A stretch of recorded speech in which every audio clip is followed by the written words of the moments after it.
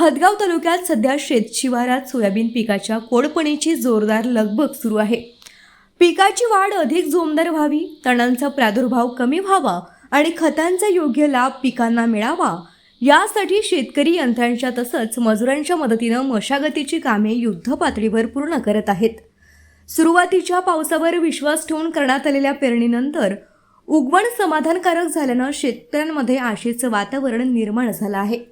मात्र गेल्या काही दिवसांपासून पावसानं पाठ फिरवल्यानं ही आशा आता चिंतेत बदलू लागली आहे।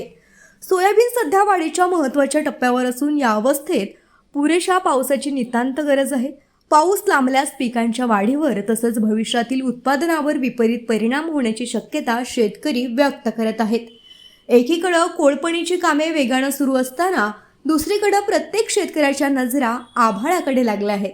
वेळेत दमदार पाऊस झाल्यास यंदाच्या हंगामाकडून चांगल्या उत्पादनाची अपेक्षा आहे।